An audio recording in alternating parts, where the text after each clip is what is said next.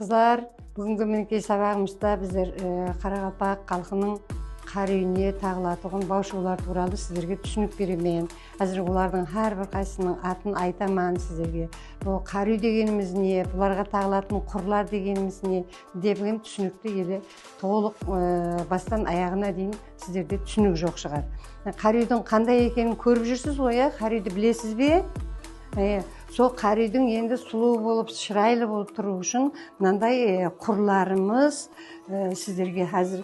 Біздер соны міне құрлар бар. Осындайларды қар үйдің ішінен де ақ түрін сыртынан да біздер тағыға біздер өздеріміз қолдан жасап таярлауымыз керек. Бұл құр міне қостырнақ деп аталатұғын атамасы сондай құр. Бұл қар үйдің ішінен тағылады. Ұзынлығы 12 метр, 14 метр болады. Ені 15 сантиметрден 22 сантиметрге шейінгі аралықта болады. Сіздерменен біздер енді соны әуелі еле қандай қылып таярлау керек, қандай етіп тоқу керек, қандай етіп отыру, тұру, соларды мен өзім сіздерге үйретіп бастаймын. Енді бұл құрымыз, құрдың үлгісі қостырнақ деп аталады. Неге бұны қостырнақтың екеу болғаны үшін қос деп айтылып тұрыпты. Сіздерменен біздер бұны енді тоқып басылаған уақытларымызда қандай жіплерден тоқылады, қандай нақыстар салынады, соның әмесін сіздерге сабақ барысында үйретіп барамын. Бұл мына жіплер бұрын темперапаларымыз қойдың жүнінен, ешкінің жүнінен ұршыққа еріп, ұршық деген зат болады, соған өздері таярлап, өздері бояп, бұның түрлі іреңлерін шығаратығын болған. Қазір енді біздер сіздерменен біргелікте мына жерде қызыл, жасыл сабақлардан сулама деген нағысынау. Бұның қасында тіс деп аталады, ақ пенен екі жағынан қоршаланады суламаның. Мынау көк свет, онан сары светлер менен гүл жайды деген нағыс. Мынау біздер тоқып барамыз, үйретіп неше сабақтан болады, неше сабақ теріледі, әрбір нағысқа қаншасы кетеді, сонымен біздер үйреніп, ұсыны ертең өз қолларыңызбенен ұсыны тоқып бастайсыз. Біздер қызыл құр, жасыл құрларды айтқан болсақ, бұл қар үйдің ішінен тұтылатығын құрлар еді. Енді міне қазір көріп тұрғаныңыз сіздердің менің қолымдағы ақ құр деп аталады. Бұл қар үйдің сыртынан үш-үштен айқастырылып тұтылатығын ақ құр деп аталады. Бұл ақ құр пақта сабағынан, жаңағыдай жүн сабақтан емес, енді пақта сабақтан ісленеді. Бұның ені 18-20-22 сантиметр болады. Бұдан басқа да, ақ құрдан басқа ақ бас құр, белдеу деп аталатығын атамадағы құрларымыздан бар. Бұл құрларымыздың өлшеміне қарап, ұзыны қысқасына қарап, еніне қарап, бұдан енілеу ақ құрларымыз белдеу, қар үйдің белінен айландырылып тұтылады. Бұл да ұсын ақсылар салынады, тырнақша, геометриялық фигуралардан үш мүйешлі деген нақысларымен тоқылып барылады. Реңлі сабақларды ақ құрды тоқып баратырып, реңлі сабақлардан нақыслар тоқылады. Қызыл сабақтан, жасыл сабақтан, сары, қара, көк әртүрлі нағысларды әртүрлі сабақлармен шығаруымызға болады. Бұның да ұзынлығы 12 метр, егер ақ құр болса 12 метр болады да, ал белдеудің, ақ бас құрдың ұзынлықлары бұлар 18 метрден 22 метрге дейін болады. Себебі қар үйлеріміз 6 қанат, 8 қанат, 12 қанатлы, әр қанатлы болған сайын қар үлкейіп барады. Қар үйлер үлкейген сайын бұның құрларының ұзынлығы да үлкейіп барады да, олар кішкентай болмайды.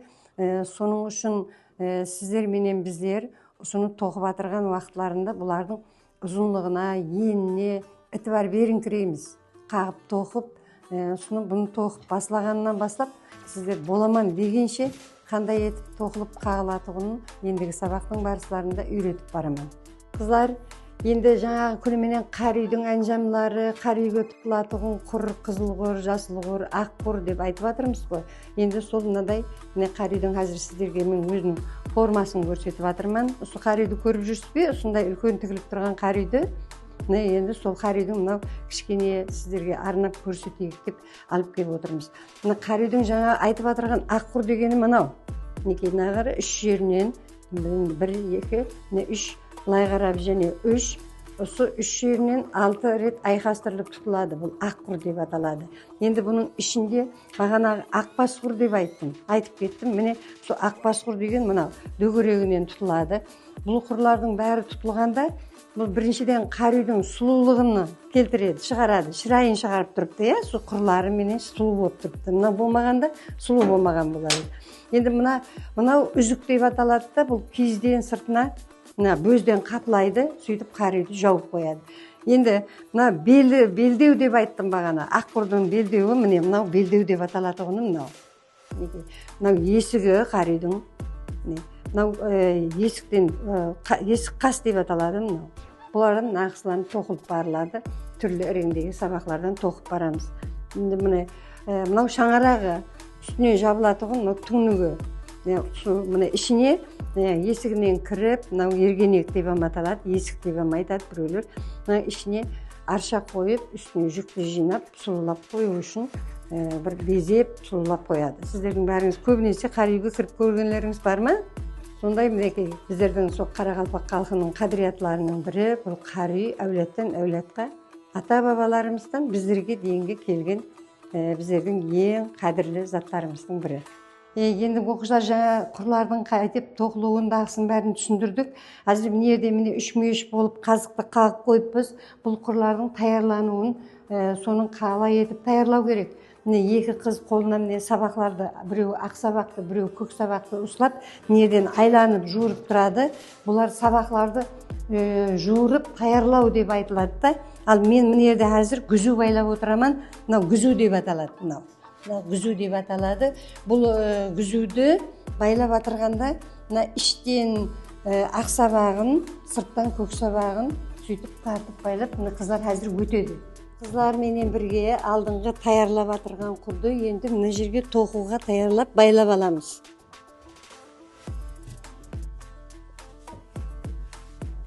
Мынан деп байлаймыз.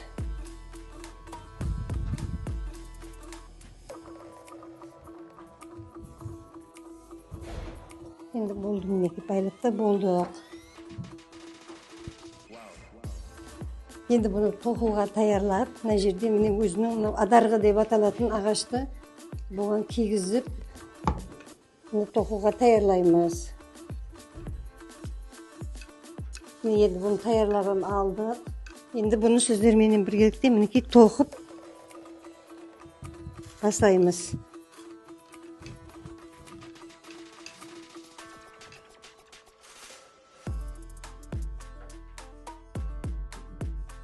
Келің, қызлар, міне қайтып тоқып басылап атырғанымызды көріп тұрсаңыз болады. Құрды тоқу үшін міне жүп сабақтан, жаңа айттым ғой, жүп сабақ, тақ сабақ болады деп, міне жүп сабақтан теріп, міне нақсыларын шығаруға әрекет етеміз. Міне жерден бір жүп аламыз, міне ортадан біздер 3 жүп алдық. Енді міне алмасатығын өзі міне мынау қылыш деп аталады, мынау тергіш деп аталады. Мынау артқы ағашы деп аталады, мынау адарғы деп аталады. Бұл адарғы деген әр кезде бел ағаш деп айтамыз бұны. Енді қылышы менен қағып, мынаны арқау деп аталады. Ортасынан өткеріп сабақта әрбір нақысты бөліп тұратығын сабақлары бұл. Мынаны тергіш дейміз, мінекей теріп атырмыз. Теріп атырғанда да міне нақыстың шығуын санап тереміз да, 2 жүп. Міне 2 жүптан сары, 1 жүптан қара. 1 жүп қара, 2 жүп сары.